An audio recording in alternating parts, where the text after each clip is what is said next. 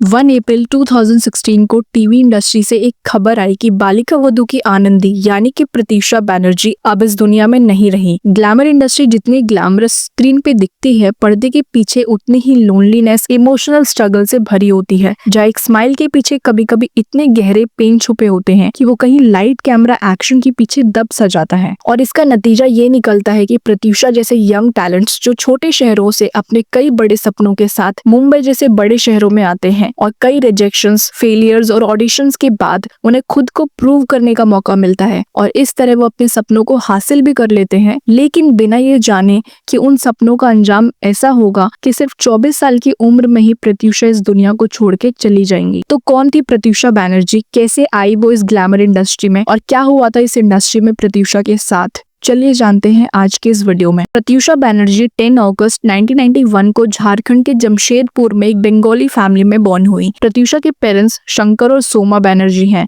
और उनके फादर एक सोशल वर्कर हैं जो अपनी एनजीओ चलाते हैं। प्रत्यूषा बचपन से ही मॉडलिंग और एक्टिंग में इंटरेस्ट रखती थी, लेकिन जिस फैमिली बैकग्राउंड से वो आती थी वहाँ एंटरटेनमेंट इंडस्ट्री को प्रोफेशन के तौर पे कभी नहीं देखा गया था और इसीलिए उनकी मदर को प्रत्यूषा को मुंबई भेजने के डिसीजन के लिए अपने रिलेटिव्स की काफी बातें सुननी पड़ी, लेकिन फिर भी उन्होंने प्रत्यूषा के ड्रीम्स को सपोर्ट किया क्योंकि प्रत्यूषा की मदर हमेशा से प्रत्यूषा को फाइनेंशियली स्ट्रांग एंड इंडिपेंडेंट बनाना चाहती थी। और फिर प्रत्यूषा ने अपने फैमिली से 1 साल का टाइम लिया कि अगर 1 साल के अंदर उन्हें इंडस्ट्री में कोई काम नहीं मिला तो वो वापस जमशेदपुर लौटकर अपनी पढ़ाई कंप्लीट करेंगी और यहीं से प्रत्यूषा की जर्नी शुरू होती है। उन्होंने जी टीवी, सोनी टीवी जैसे बड़े चैनल्स के शोज के ऑडिशन दिए, लेकिन इनिशियली उन्हें कहीं से भी कोई काम नहीं मिल रहा था। वो बार बार ऑडिशंस देती थी और लगातार रिजेक्ट होती रही और फिर फाइनली 2010 में उन्हें अपना पहला टीवी शो रक्त संबंध मिला जिसमें प्रत्यूषा का एक सपोर्टिंग रोल था। और फिर प्रत्यूषा दिखी स्टार प्लस के शो ये रिश्ता क्या कहलाता है में, जहाँ ये अक्षरा की बेस्ट फ्रेंड का रोल प्ले करती हैं। उसके बाद प्रत्यूषा को 2010 में ही एक बड़ी अपॉर्चुनिटी मिली जब उन्हें कलर्स के हिट शो बालिका वधू में लीड रोल के लिए सिलेक्ट किया गया, जिसमें उन्होंने आनंदी का रोल प्ले किया। ये रोल उन्हें एक टैलेंट हंट के थ्रू मिला था, जहां प्रत्यूषा को बाकी कंटेस्टेंट्स को बीट करके उन्हें ये रोल मिला। इस शो में प्रत्यूषा को पहली बार ऑडियंस ने लीड एक्ट्रेस के तौर पे देखा था। उससे पहले बालिका वधू में यंग आनंदी का रोल अविका गौर प्ले कर रही थी और ये कैरेक्टर अविका से स्ट्रांगली जुड़ चुका था, इसलिए प्रत्यूषा के लिए इस कैरेक्टर को कैरी करना एक टफ चैलेंज था। लेकिन प्रत्यूषा ने अविका की यंग कैरेक्टर आनंदी को ओवरशैडो किए बिना अपने रोल को इतने कॉन्फिडेंस के साथ प्ले किया कि व्यूअर्स उनसे इंस्टेंटली कनेक्ट हो गए। इस शो ने प्रत्यूषा के करियर को एक अलग ही लेवल पे पहुंचा दिया। शो में प्रत्यूषा एंड सिद्धार्थ की केमिस्ट्री ऑडियंस को काफी पसंद आई थी और इस तरह प्रत्यूषा आनंदी के नाम से घर घर तक पहुंच चुकी थी। बालिका वधू से प्रत्यूषा टेलीविजन की एक सक्सेसफुल और वेल नोन फेस बन गई। इस शो के साथ ही प्रत्यूषा ने 2012 में ही कलर्स का एक रियलिटी शो भी किया, झलक दिखला जा सीजन 5। लेकिन रियल लाइफ में प्रत्यूषा आनंदी से काफी डिफरेंट थी। वो काफी बबली और चेयरफुल पर्सन थी। इंडस्ट्री में उनके काफी फ्रेंड्स बन गए थे और वो पार्टीज और सोशल गैदरिंग्स में भी अक्सर दिखाई देती थी। इसी टाइम उनकी लाइफ में उनके बॉयफ्रेंड मकरंद मल्होत्रा भी थे, जिसे प्रत्यूषा 2 साल से डेट कर रही थी। लेकिन 2013 में सिचुएशन उनके बीच कॉम्प्लिकेटेड हुई जब प्रत्यूषा ने मकरंद के अगेंस्ट पुलिस स्टेशन में कंप्लेंट फाइल कर दी। इस पे मकरंद का कहना था कि प्रत्यूषा उनके साथ रिलेशनशिप में होने के बावजूद किसी और के साथ भी इन्वॉल्व थी। प्रत्यूषा के कंप्लेंट फाइल करने के बाद मकरंद ने भी सेम पुलिस स्टेशन में कंप्लेंट फाइल की। इसके बाद उनका रिलेशनशिप ऑफिशियली एंड हो गया और उसी साल लगभग 3 साल तक बालिका वधू करने के बाद प्रत्यूषा को शो में तोरल रसपुत्र से रिप्लेस कर दिया गया। उस वक्त ये कहा गया कि शो की शूटिंग शेड्यूल्स काफी हेक्टिक हो गए थे और प्रत्यूषा उन्हें मैनेज नहीं कर पा रही थी। इस वजह से मेकर्स और प्रत्यूषा ने ये म्यूचुअली डिसाइड किया और प्रत्यूषा ने शो को क्विट कर दिया। इसके बाद प्रत्यूषा कलर्स का एक और रियलिटी शो करती हैं, बिग बॉस सीजन 7, जहां से वो कुछ ही टाइम बाद इविक्ट हो गई थी। और इसके बाद प्रत्यूषा प्यार तूने क्या किया में एपिसोडिक रोल्स किए और सावधान इंडिया को भी होस्ट किया। 2014 में प्रत्यूषा सोनी टीवी का शो हम है ना में लीड रोल प्ले करती हैं। इसके बाद प्रत्यूषा के करियर में एक ऐसा फेज आया जब उन्हें अच्छे रोल्स नहीं मिल रहे थे। बस काम करते रहने के लिए वो जो भी ऑफर्स आते थे उन्हें एक्सेप्ट कर लेती थी, चाहे वो रोल्स उन्हें पसंद हो या ना हो। जैसे कि उन्होंने ससुराल सिमरका में एक नेगेटिव रोल किया जिसे वो इनिशियली करने से मना कर रही थी, क्योंकि अपने करियर में उन्होंने कभी भी नेगेटिव किरदार नहीं किया था। प्रत्यूषा हमेशा से फिल्मों का भी हिस्सा बनना चाहती थी, लेकिन वो चाहती थी कि वो एक अच्छी फिल्म का हिस्सा बने जिसमें अनकंफर्टेबल कॉस्ट्यूम्स पहनने या अननेसेसरी इंटीमेट सीन्स करने की रिक्वायरमेंट ना हो। बालिका वधू के बाद प्रत्यूषा का करियर डगमगा सा गया। उनके बाद के शो से उन्हें कभी भी उतना फेम और रिकग्निशन नहीं मिल पाया जितना उन्हें बालिका वधू से मिला था, और यहीं से प्रत्यूषा का इंडस्ट्री में एक तरह से डाउनफॉल स्टार्ट हो गया। और इसी दौरान उनकी मुलाकात राहुल राज सिंह से हुई थी। ये दोनों पहली बार एक पार्टी में मिले थे और उसके बाद साथ में पावर कपल नाम का शो भी किया। यहाँ से ये दोनों एक दूसरे को जानना स्टार्ट कर देते हैं और डेट करना शुरू कर देते हैं। प्रत्यूषा और राहुल एक साथ पब्लिक इवेंट्स और गैदरिंग्स में भी दिखाई देते थे। इंटरव्यूज में भी दोनों एक दूसरे के बारे में काफी एक्साइटमेंट के साथ बात करते थे। इनके उस टाइम के इंटरव्यूज देख के लगता था कि प्रत्यूषा अपने इस रिलेशनशिप में काफी खुश हैं। लेकिन फिर 1 अप्रैल 2016 को राहुल राज सिंह ने प्रत्यूषा को अपने घर के फैन से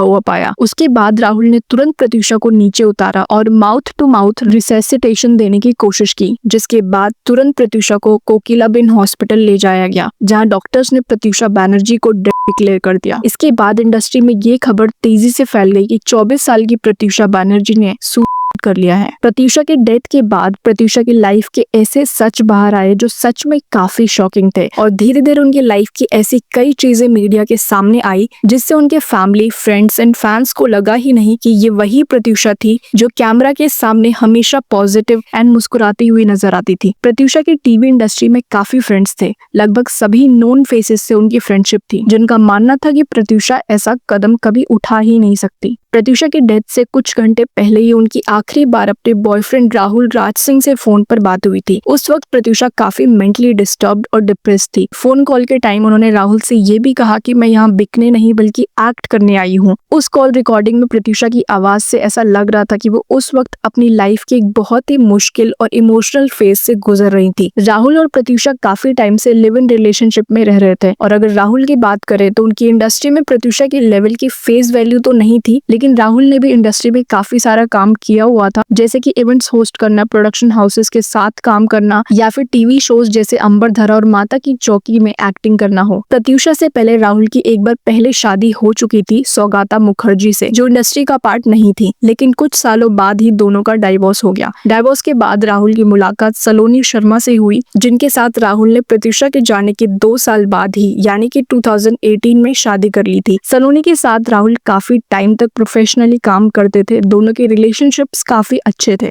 लेकिन फिर हुआ ये कि 2015 के अराउंड राहुल के लाइफ में प्रत्यूषा आती हैं, और राहुल के अकॉर्डिंग तभी से उनके और सलोनी के बीच के रिलेशंस खराब होने लगे थे। राहुल को उस टाइम खुद नहीं पता था कि सलोनी के साथ उनका रिलेशनशिप फ्रेंडशिप का था या कुछ और। तो तब राहुल एंड प्रत्यूषा ने एक दूसरे को डेट करना शुरू किया और दोनों बहुत जल्दी शादी करने वाले थे। अब जब राहुल और प्रत्यूषा रिलेशनशिप में थे तब ये भी कहा जा रहा था कि राहुल का अब भी सलोनी के साथ कनेक्शन था। ऑल्दो राहुल और सलोनी दोनों ने उस वक्त इस बात को कभी ओपनली एक्सेप्ट नहीं किया। प्रत्यूषा के पेरेंट्स ने राहुल राज सिंह पर काफी सीरियस एलिगेशंस लगाए थे। उनका कहना था कि राहुल प्रत्यूषा को मेंटली और फिजिकली टॉर्चर करता था। प्रत्यूषा की मदर का ये भी कहना था कि राहुल ने प्रत्यूषा को उनसे दूर कर दिया। राहुल उनके डेबिट और क्रेडिट कार्ड यूज करते थे और वो प्रत्यूषा के पैसे पर ही जीता था। राहुल की वजह से ही प्रत्यूषा के हाथ से कई सारे प्रोजेक्ट्स मिस हो गए, और उन्होंने अपने एक इंटरव्यू में ये भी बताया कि राहुल अपनी फ्रेंड सलोनी के साथ मिलकर प्रत्यूषा को टॉर्चर करते थे। ये इन दोनों का प्लान था प्रत्यूषा को इस हालत तक पहुंचाने में। उनके अकॉर्डिंग राहुल ने हर तरह से प्रत्यूषा को टॉर्चर और मैनिपुलेट किया। वहीं दूसरी तरफ राहुल के अकॉर्डिंग जब उनकी प्रत्यूषा से मुलाकात हुई थी तब प्रत्यूषा के पास काम की कमी थी, जिसकी वजह से वो काफी ड्रिंक भी करती थी। राहुल का कहना था कि उन्होंने ही प्रत्यूषा को कुछ काम दिलाने में मदद की थी। राहुल ने उल्टा प्रत्यूषा के पेरेंट्स पे इल्जाम लगाया कि प्रत्यूषा के फादर भी प्रत्यूषा की तरह अल्कोहलिक थे। प्रत्यूषा के पेरेंट्स ने अपनी बेटी के नाम पे हेवी लोन्स ले रखे थे और वो लोग लेविश लाइफस्टाइल जीना चाहते थे। इस वजह से प्रत्यूषा पर लाखों का कर्ज था और उन डेट्स को रीपे ना कर पाने की वजह से वो फ्रस्ट्रेशन में थी, जो उसके डिप्रेशन का एक बड़ा रीजन बन गया, और इस वजह से प्रत्यूषा और भी ज्यादा अल्कोहलिक हो चुकी थी और बाद में उन्होंने ये एक्सट्रीम स्टेप उठाया। राहुल ने ये भी बताया था कि प्रत्यूषा को बालिका वधू, जो उनकी करियर का पहला सक्सेसफुल शो था, उस शो से प्रत्यूषा को उनकी ड्रिंकिंग हैबिट्स की वजह से ही निकाला गया था। प्रत्यूषा की डेथ से लगभग 4 महीने पहले यानी कि जनवरी 2016 में प्रत्यूषा ने एक पुलिस कंप्लेंट भी फाइल की थी। कंप्लेंट में प्रत्यूषा ने कहा था कि उनके घर में 8 लोग जबरदस्ती घुस गए थे, जिसमें से कुछ ने खुद को पुलिसमैन बताया। वो लोग एक्चुअली उस वक्त उनके बॉयफ्रेंड राहुल राज सिंह को ढूंढने आए थे। जब प्रत्यूषा ने उन्हें बताया कि राहुल घर पर नहीं है तो उन लोगों ने उनके साथ मिसबिहेव किया। अपेरेंटली ये पूरा मैटर एक कार लोन से रिलेटेड था, जिसके बारे में प्रत्यूषा ने एक इंटरव्यू में बताया था कि बैंक का एक रिकवरी एजेंट उनके घर कुछ दिन पहले आया था 5000 की EMI के लिए, उन्हें बिना इन्फॉर्म किए, वो भी नशे की हालत में, और पैसे लेने के बाद भी घर से जाने को तैयार नहीं था। और तब राहुल ने सिचुएशन को हैंडल किया और उसे घर से बाहर निकाला। प्रत्यूषा की डेथ के बाद मीडिया में ये स्पेक्यूलेशन भी बहुत ज्यादा था कि वो उस वक्त प्रेग्नेंट थी। द हिंदू के एक आर्टिकल के अकॉर्डिंग प्रत्यूषा का जब मेडिकल एग्जामिनेशन हुआ था तो उसमें ये बात कंफर्म हुई थी कि वो प्रेग्नेंट थी, लेकिन राहुल सिंह ने अपने कई इंटरव्यूज में इस बात को डिनाई किया है। प्रत्यूषा ने अपने डेथ से पहले अपनी काउंसलिंग अपॉइंटमेंट एक दिन पहले ही कैंसिल कर दी थी। इससे पहले प्रत्यूषा ने एक मेंटल हेल्थ हेल्पलाइन को भी कॉल किया था, क्योंकि वो अपने रिलेशनशिप इश्यूज की वजह से काफी ज्यादा डिप्रेस थी और काउंसलिंग लेना चाहती थी। मतलब ये बात तो क्लियर थी कि प्रत्यूषा की मेंटल कंडीशन ठीक नहीं थी, उसे हेल्प की जरूरत थी। जब प्रत्यूषा के पेरेंट्स ने राहुल के अगेंस्ट FIR फाइल की, तब इंडस्ट्री में प्रत्यूषा के कई क्लोज फ्रेंड्स भी सामने आए और उन्होंने ओपनली प्रत्यूषा के पेरेंट्स को सपोर्ट किया। काम्या पंजाबी ने मीडिया में बोला कि राहुल पहले भी कई लड़कियों के साथ पैसों का फ्रॉड कर चुका है। वहीं विकास गुप्ता ने क्लेम किया था कि राहुल ने प्रत्यूषा से अपनी पहली शादी की बात छुपा के रखी थी,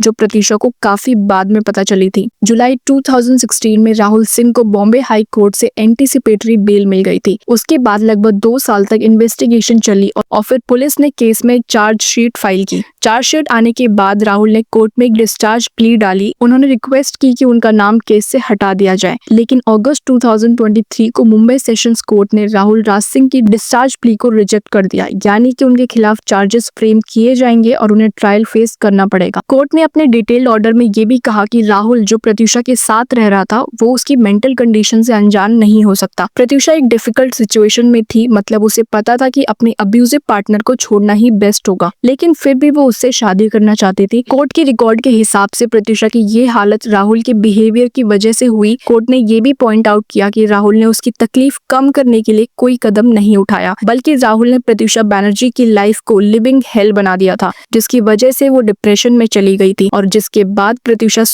के बारे में सोचने में मजबूर हो गई थी। प्रत्यूषा बैनर्जी की लास्ट शॉर्ट फिल्म आई हम कुछ कह ना सके। इस 18 मिनट की शॉर्ट फिल्म में काम्या पंजाबी भी नजर आई, लेकिन फिल्म रिलीज होने से पहले ही प्रत्यूषा के बॉयफ्रेंड राहुल राज सिंह ने क्लेम किया था कि प्रत्यूषा ने कभी भी कोई फिल्म की शूटिंग नहीं की, ये पूरी की पूरी वीडियो फेक है। जिसके बाद राहुल ने मुंबई सेशंस कोर्ट में पिटीशन फाइल करके फिल्म के रिलीज पे रोक लगाने की रिक्वेस्ट की थी। अब राहुल को इस शॉर्ट फिल्म से प्रॉब्लम क्या थी? तो आप में से जिसने ये फिल्म देखी है या फिर नहीं देखी है, तो इस फिल्म की स्टोरी कहीं ना कहीं प्रत्यूषा की रियल लाइफ से मिलती जुलती लगती है। शॉर्ट फिल्म में जो प्रत्यूषा का कैरेक्टर दिखाया गया है वो बैड रिलेशनशिप, स्मोकिंग, अल्कोहल जैसे स्ट्रगल से गुजरती है, जो प्रत्यूषा की लाइफ एक्सपीरियंस से क्लोजली रिलेटेड लगता है। राहुल को लगा कि इस फिल्म के थ्रू उसकी इमेज खराब करने की कोशिश की जा रही है, लेकिन कोर्ट के ऑर्डर के बावजूद काम्या पंजाबी और फिल्म की टीम ने फिल्म रिलीज कर दी। काम्या ने क्लैरिफाई किया कि ये फिल्म प्रत्यूषा की याद में एक ट्रिब्यूट है, किसी को बदनाम करने के लिए नहीं। काम्या ने बताया कि इस शॉर्ट फिल्म का पूरा पैसा प्रत्यूषा के पेरेंट्स को दिया जाएगा। 2021 में विकास गुप्ता ने एक इंटरव्यू में बताया कि प्रत्यूषा राहुल से पहले उन्हें भी डेट कर चुकी थी। 2013 के इंटरव्यू में प्रत्यूषा ने कहा था कि उन्होंने एक बंगाली फिल्म भी साइन की थी, जिनकी शूटिंग भी वो स्टार्ट कर चुकी थी, लेकिन आज तक उनकी कोई भी बंगाली फिल्म नहीं आई है। ग्लैमर इंडस्ट्री में फेम और सक्सेस का सरफेस बहुत चमकदार लगता है, लेकिन इस सक्सेस को हैंडल करना उतना ही मुश्किल होता है। प्रत्यूषा की माँ हमेशा से चाहती थी कि उनकी बेटी फाइनेंशियली इंडिपेंडेंट हो, अपनी लाइफ में कुछ अचीव करे, इसलिए उन्होंने प्रत्यूषा के सपनों को कभी दबाया नहीं, बल्कि हमेशा उनके साथ खड़ी रही। और इस भरोसे के साथ प्रत्यूषा झारखंड के जमशेदपुर से मुंबई अपने सपने और अपनी फैमिली की होप्स को लेकर अपने पैशन को परस्यू करने के लिए आती हैं।